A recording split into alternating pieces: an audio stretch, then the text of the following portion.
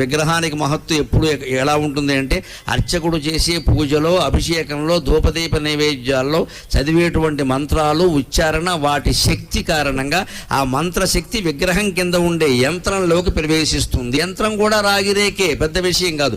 దాని మీద ఒక మంత్రం రాశారు. ఆ మంత్రాన్ని ప్రతిష్ఠ రోజుల్లో 7 రోజులు కోట్ల జపం చేస్తారండి కూర్చుని అక్కడ. అన్ని కోట్ల జపం చేయడం వల్ల, ఆ ఏకాగ్రత వల్ల ఆ మంత్రశక్తి చేసే బ్రాహ్మణుడు నుంచి అది బయటికి వెళ్ళి ఆ యంత్రం మీద ప్రతిష్ఠితం అవుతుంది. ఆ యంత్రం మీద విగ్రహం పెట్టగానే ఆ విగ్రహానికి వచ్చింది ఆ శక్తి. అందువల్ల గుళ్ళో దేవతలు మన కోరికలు తీర్చగలుగుతున్నారు, మన భయాలు పోగొట్టగలుగుతున్నారు. ఇది యంత్రశక్తి, మంత్రశక్తి.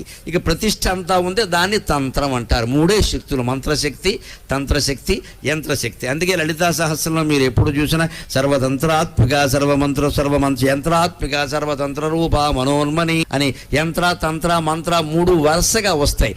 వాటి వల్ల మహిమ వస్తుంది.